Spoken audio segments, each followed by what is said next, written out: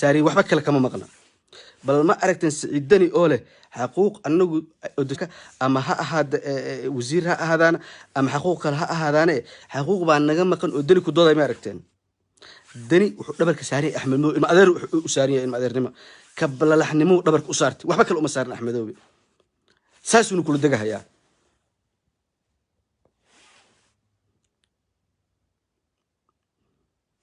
أحمد وماذا الصوماليات قرنمada Soomaaliyeed maanta kuwa biratumana haya kuwa hubka sita kuwa le anaga wala burin haya ninkan kuwa raba in birita madaxweyne noqdaan Axmed Shalwiidi hortaagnaa Sheekh Shariif ninkii hortaagnaa Axmed Madoow ahaa Xasan Sheekh ninkuu ka shaqeyn waayay hatta wasiir Axmed Madoow uu leeyahay ninkii la yiraahdo Xasan Sheekh uu lahaa kismaaye kama degi jirin haduusan u ahayn nin daba dhilif u ah Axmed Madoow kismaaye kama degi airportkeeda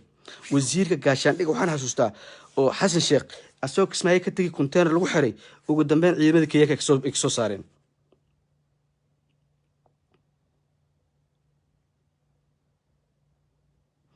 ninkii baa maanta leh Axmed Madoobe waa boqor waa wanaagsan yahay waxa qodir dastuurku ilaaliya kii baa maanta ku leh Axmed Madoobe waxa qodir dastuurku ilaaliya waa ninkii sharit adoo markaad joogtay wasiiradaada kuwa asaga fikir doonaa kismaa airport ka degi jirin kuwa adu saraakiishaada diidi jiray kuwa adiga soo magacaawday kiiba maanta kule war annaga wax ah marka Axmed waxaan leenahay umada Soomaaliyeed Axmed ha laga qabto umada Soomaaliyeed Axmed ha u midowda Axmed qarannimada Soomaaliyeed qodaxda ku taagan waa Axmed Madoobe qodaxda kismaa ku taagan qarannimada Soomaaliyeed waa Axmed Madoow waa number 1 hadaan asaga la qaban kuwa maanta u sacabtumahay ee shalita markuu asaga ayaga ay joogeen diidana ee asagu dhigi jireen wasiiradiina kama soo degi kartaan idiima aaminsani idiima aqoonsani ninkii shalay ahaa hadad maanta u sacabtuntaan berita dad imaadaan halka baad mareysaan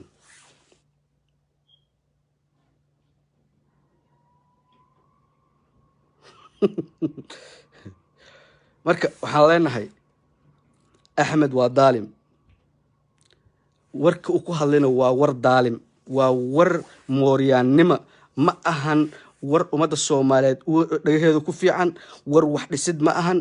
Axmed shaqadiisa ma aha dhisida Axmed shaqadiisa waa burburin hogaamiye kooxeed buu ahaan jiray wuxuu kamid ahaa al-shabaab wuxuu kamid ahaa qashin oo dhan maanta Axmed waa daba dhilif Kenyaan ah ninka uu malaynahay ee u sacabtumahay le Axmed wuxuu ilaalinayaa dastuurka Axmed 5 kilometer square kuwa degan ayuu dastuur iyo sharci iyo xuquuqdooda u ilaalin lahaa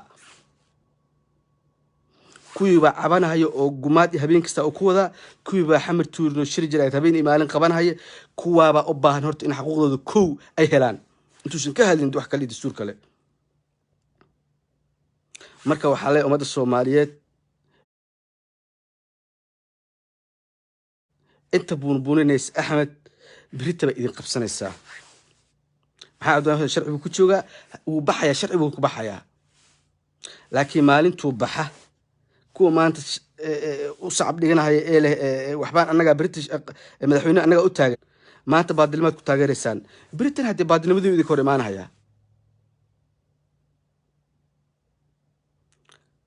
marka waxaan leenahay umada Soomaaliyeed Axmed warkiisa iyo khudbadiisa kuwa asaga hoos jooga umada Soomaaliyeed in arkaan ugu filan kuwa aba ugu filan in arkaan waa idin salaamaya si sheer gareeya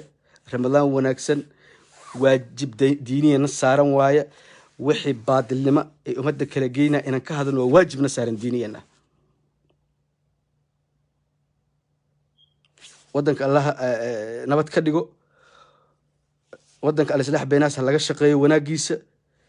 sharciga dastuurti kala dambeynta lagu dhaqmo wamaan vote ba anagu diyaar u nahay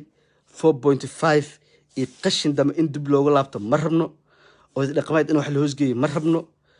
qabiil iyo wax soo doorto intii hore noogu filan mooriyaanta xildhibaanada noogu buux ayaa noogu filan wax odayaal dhaqan geeyeen ruuxi salaama si shargare assalamu alaykum wa rahmatullahi wa barakatuh